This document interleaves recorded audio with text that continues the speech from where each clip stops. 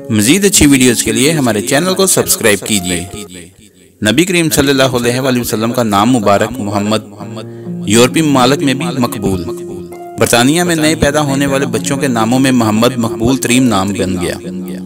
बरतानवी नशरियाती इदारे की रिपोर्ट के मुताबिक नए पैदा होने वाले बच्चों के नामों के इंदराज से मुतल्लक सरकारी इदारे में 2015 में पैदा होने वाले बच्चों में सबसे ज्यादा बच्चों का नाम मोहम्मद रखा गया।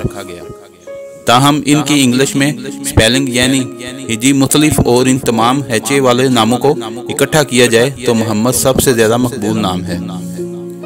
बरतानवी सरकारी महकमे का कहना था कि मोहम्मद नाम 100 नामों की फहरिस्त में सबसे पहले 1924 में देखने में आया और हर गुजरते दिन के साथ इसमें इजाफा होता गया। वाज़ेह रहे कि 2014 में बरतानिया में मोहम्मद मकबूल तरीन नाम था। इसके अलावा इस साल पैदा होने वाले बच्चों की सबसे ज्यादा मकबूल नामों की फहरिस्त में उमर, अली और इब्राहिम भी शामिल थे। रिपोर्ट के मुताबिक 2014 में बच्चियों के नामों में नूर बहुत ज्यादा मकबूल था। अगर आपको हमारी वीडियो अच्छी लगी है तो इसको लाइक और शेयर करें और कमेंट्स में अपनी राय का इज़हार जरूर कीजिए। शुक्रिया।